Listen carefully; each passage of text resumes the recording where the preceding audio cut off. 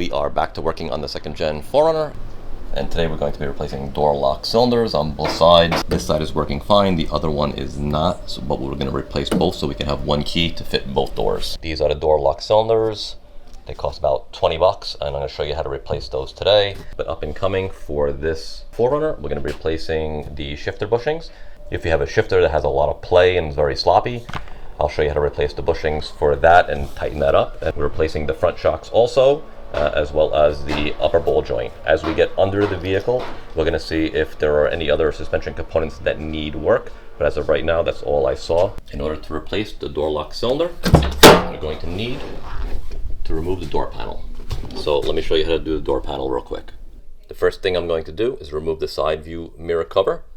There's a little clip on the bottom, and then there's a push clip on the top. So just going to pull it out and then up. You can see the little clip on the bottom that inserts into the door. And here's a little push clip.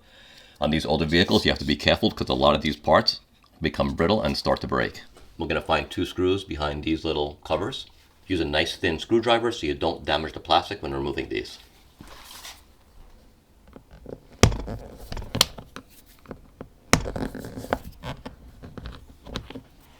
They just push right in.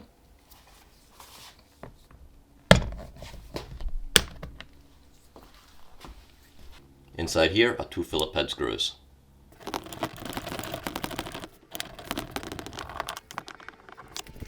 One more Phillips screw to remove right here.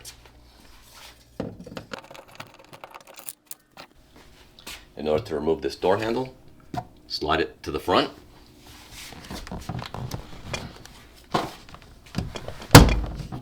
It'll unclip. It just has 2 tabs on the top and the bottom that slide in, and then, if you can see, there's a rod right here. In order to remove this, you need to actually pull the rod in so you have some room.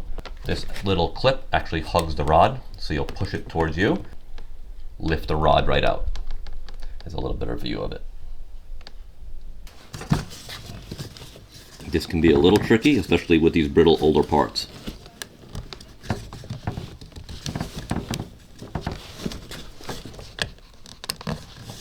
If you can see there, the little pieces hugging the rod is out, so now that rod should be able to be pushed up and out of the way. And then here's your piece.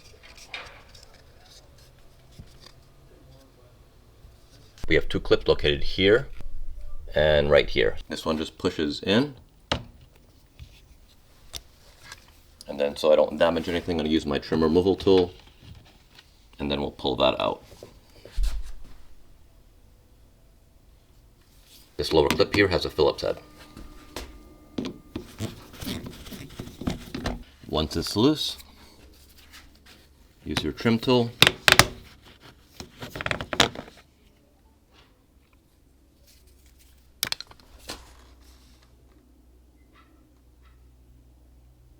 They're going to be hidden plastic clips located on the whole perimeter of the door panel. So we're just going to simply pull out and you'll hear them start to unclip. I start to do a little shake.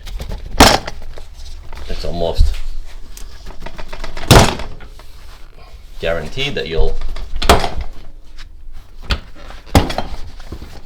break one, but there actually was one more of those Phillips head clips right here, and the backing just fell out. Once all those items are removed, simply pull the door panel out just a little bit, shake it and push up. It'll unhook from the inside of the door. Now the door handle has to come out. It unbolts from the inside, and then we can access the lock cylinder. It's got 2 10mm bolts, one here, and then right behind this clip when you remove it.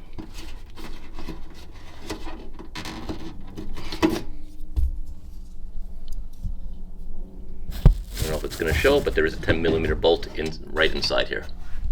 In order to remove the door handle, with the last thing are 2 rods that actually need to be unclipped, same as the other clip that we did. One goes to the handle and one goes to the door cylinder lock.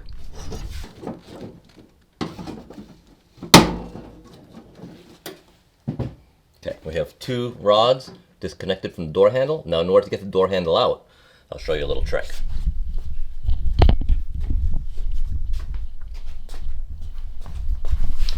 The door handle will pull up and then slide out, but the door lock cylinder has a little bit of a leg right here. Turn the key to the right,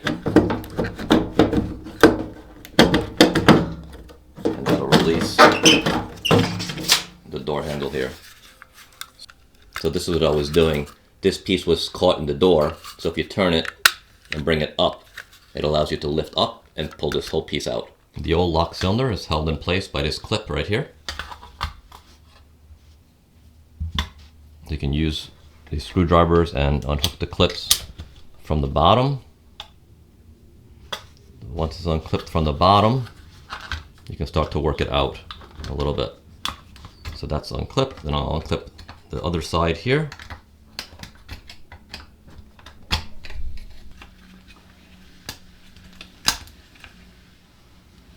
We'll save this clip. This piece now will pull out. Probably been in there. It's been in there since 1992, so here's the old door lock cylinder. There are 2 notches, one on each side. It only fits in one way. Once that's in, I just simply have to put that clip back in to lock it in place.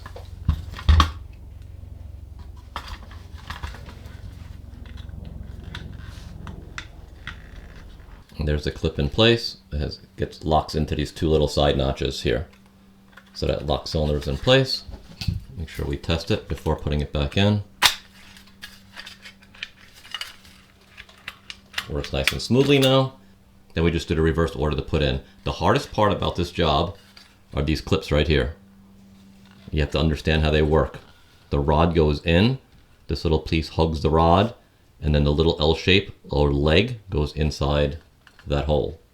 That clips down onto the rod and that holds it in place. There are 2 rods you have to deal with here.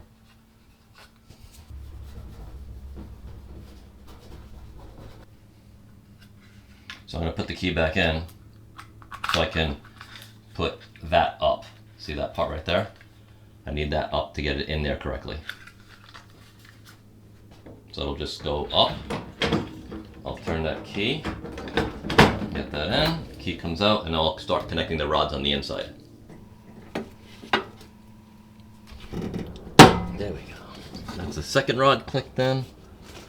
I'll slide that piece down so I can hug it, lock it in place, and just make sure everything's functioning correctly, which it is.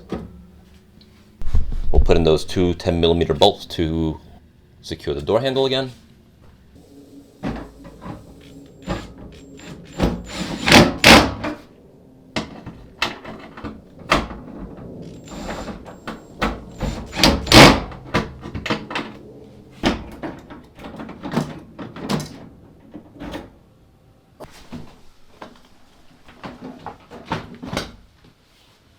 I'm going to try to get a little close-up of putting this door handle back in, because there is a rod that runs. There's a rod that runs right behind here.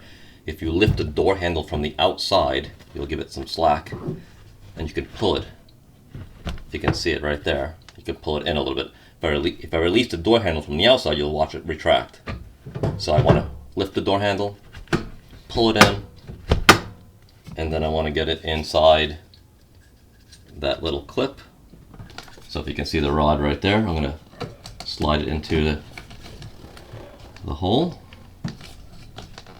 It's seated now, and I'll push that clip in to hug it and lock it in place. And then we'll take this. Don't forget, this door handle pushes back now to lock it in. So once it's in, push it back, and now it's locked in place, and then there's a little screw right there. That's it. Now we'll just test everything, make sure it works.